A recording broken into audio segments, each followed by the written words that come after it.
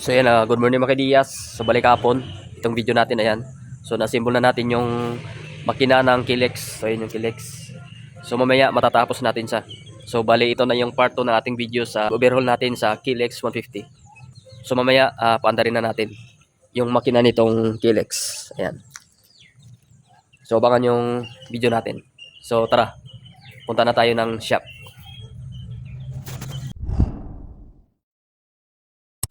Mga Diyas, nandito na tayo ngayon sa shop.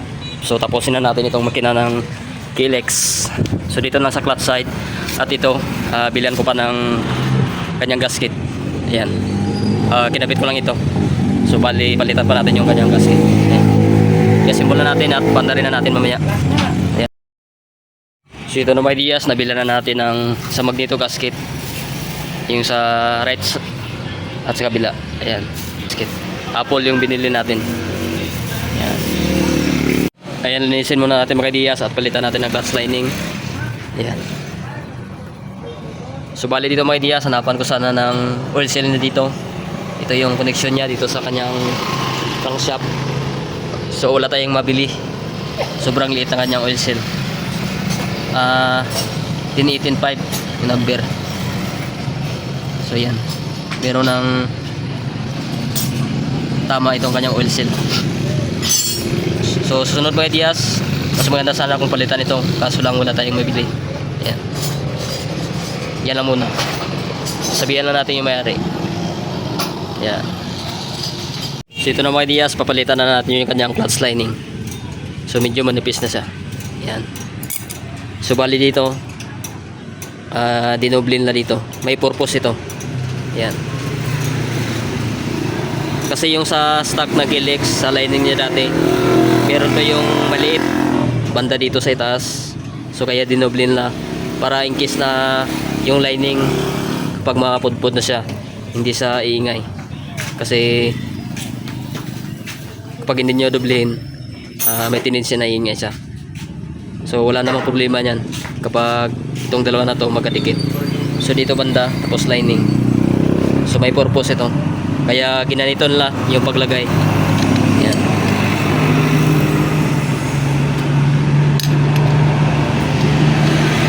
Palitan na natin yung lining. Bali 5 lahat. Yan. So ito naman Diyas yung ipapalit natin na clutch lining. Give you. So lubricate muna natin yung oil. Babad natin ito sa oil bago natin ikabit. Hindi pa malalim. Clutch housing. Goods pa. Na-rivets na pala na ito. Yan. Wala itong kickstart. Kasi wala na yung kanyang kick idle gear niya doon. Yan, wala na. Kinuha na nila. So ito na mga Diyas, nakabitan natin yung lining. Yan. Yung dalawang plate niya kanina, pinagsama natin. Yan yung mga technique mga Diyas kapag kayo ay hindi na yung sa orig yung lining na ikabit nyo. Bali dito stricto lang lahat. So pwede naman yung mga Diyas, walang problema yan. So dapat smooth. Yan.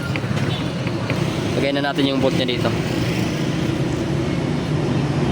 So ito na mga Diyas, natapos natin itong makina ng Kilex. Yan. Kapit na natin ito sa kanyang chassis. At pandarin na natin mamaya, kapit natin yung kanyang carb, yung kanyang starter. So ito niyo yung pinagpalitan natin na crankshaft. Itong stock na crankshaft, lining, pinalitan na natin. Yan. Yung bearing sa kanyang crankshaft. Yan. Kapit na natin ito. Dali natin ito sa shop mga Diyas, itong kanyang motor, ang body ng Kilex. Ayan. So ito na mga Diyas, kapit na natin yung makina. Yan. Kapit na natin ito sa kanyang motor. Yan, tanggalin muna natin yung upuan, yung tangke para makabit natin yung kanyang makina.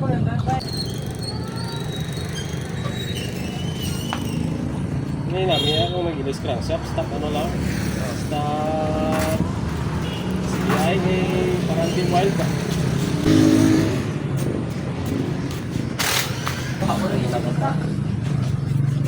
And mga Diyas, kapit na natin maya yung kanyang sa bolt niya. Engine support. Ayan. Ito na mga Diaz. Try na nating pandarin. So nakapit na natin lahat. Binuksan ko dito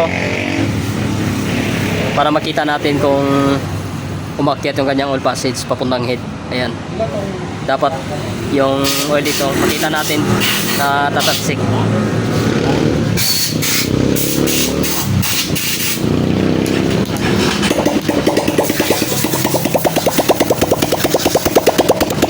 RPM natin.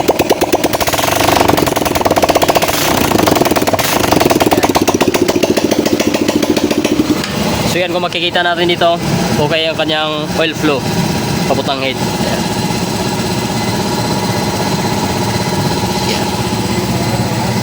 Balik na natin yung tabotso at pandarin lang natin mamaya. Wag na muna nating biglain. Ayan.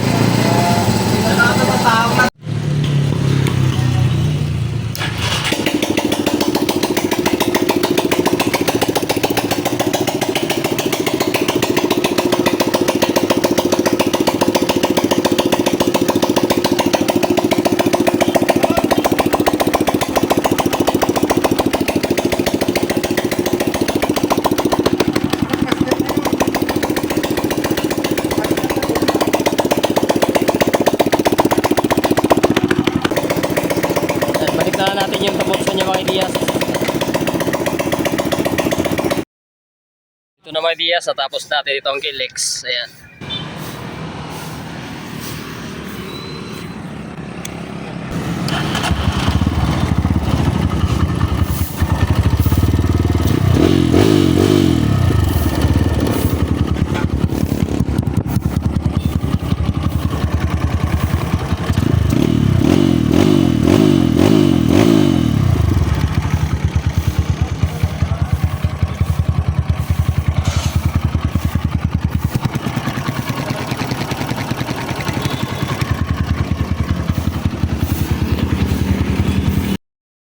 Ayan, so ito na mga Diaz, natapos natin itong Killex 150 na pinilitan natin ng BRT crankshaft.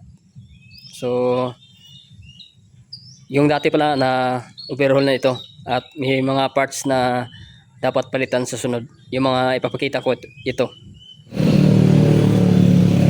Ayan, so dapat yung palitan sunod yung mga may part na mga sira. Pero ito mga Diaz, okay pa naman ito. Hindi naman major na problema ng kanyang makina. Ayan.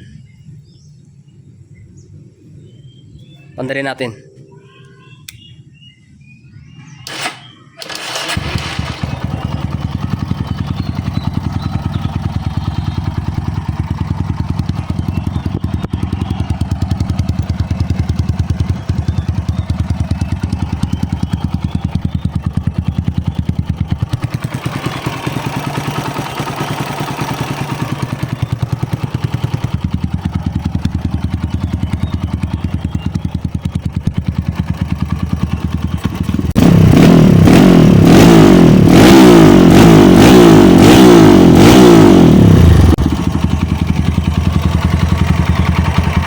Napakaganda ng tunog ng kanyang pipe.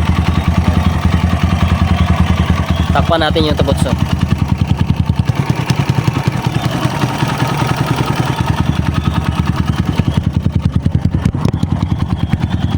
So yung time engine ng Maki Diaz, may mga video na tayo nito kung paano kung paano natin malaman kung papalitan na yung mga time engine. So dito medyo batak na ito. So sa sunod depende sa may-ari. Depende sa kanya budget kung ano yung mga papalitan dito sa kanyang Killex. Ayan. Goods nito kanyang motor. Siguro mga Diaz, hanggang dito na ating video about dito sa Killex. So bali bukas, rabitan ko lang ng headlight. Ayan. Isa lang. Ayan. Peace out.